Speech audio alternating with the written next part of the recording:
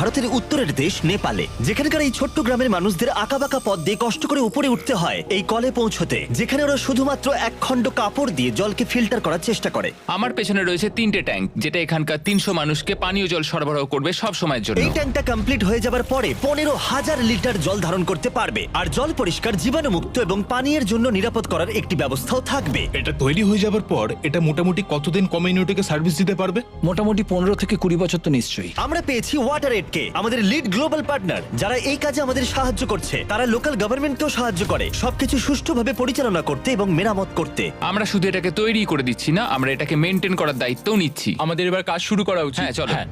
এই ওয়াটার ট্যাঙ্কটা তৈরি করতে 2700 কিলো কংক্রিট লাগবে আমাদের। আমরা আজ 18 ঘন্টা কাজ করেছি, তার মানে এরা একদিন আগেই পরিষ্কার জল খেতে পারবে।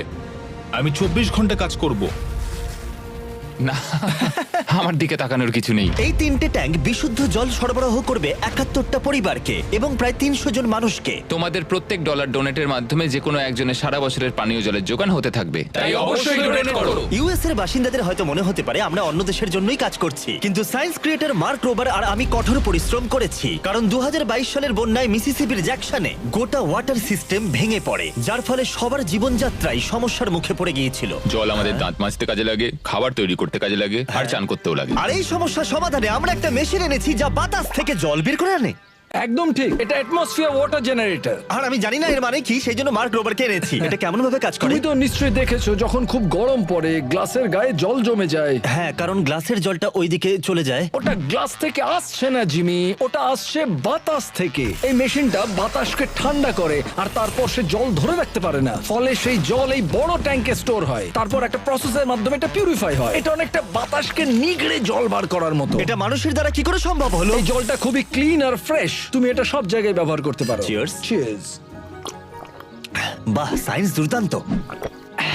এই মেশিনটা গোটা এলাকার জন্য পর্যাপ্ত পরিমাণে বিশুদ্ধ পানীয় জল উৎপন্ন করতে পারে। এই সম্প্রদায়ের অনেকেরই খুব সুবিধা হবে যারা বিশুদ্ধ পানীয় জল পেতে লড়াই করে। টিম ওয়াটার, আমরা তোমাদের কাছে চিরকৃতজ্ঞ হয়ে থাকবো। এবং টিম ওয়াটারকে সাহায্য করতে এগিয়ে এসেছে ডিগ ডিপ, যারা ওয়েস্ট ভার্জিনিয়ার রোডেলে একটা আধুনিক জল ব্যবস্থা প্রদান করছে। গত বছর আমাদের অনেক প্রবলেম ফেস করতে হয়েছে ইনফ্রাস্ট্রাকচার নিয়ে, তাই এটা এই কমিউনিটিকে অনেক সাহায্য করবে। তারপরে আমরা গেলাম ইকুয়েডরে, যেখানে আমরা আছি রিকি লিমন এবং তার 4 বন্ধুর সাথে, যাদের মোট সাবস্ক্রাইবার 120 মিলিয়নেরও বেশি, এবং তারা এই বিপজ্জনকভাবে দূষিত নদীর জল পরিষ্কার করতে সাহায্য করবে। দৃশ্যটা খুবই সুন্দর হলেও জলটা খুবই নোংরা। এই নদীর জলে ইকোলাই এবং জিয়ারডিয়ার মতো জীবাণু রয়েছে, এবং দুর্ভাগ্যবশত এই নদীর পাশেই গ্রাম রয়েছে, আর তাদের পরিবারের জন্য জলের একমাত্র উৎস হলো এই নদীটাই। এখানে 5 বছরের নিচে 34% শিশুর অপুষ্টি এবং পেটের সমস্যা রয়েছে। তাই এই শিশুদের জীবন পরিবর্তন করতে আমরা এই 3টে ওয়াটার স্টোরেজ ট্যাঙ্কে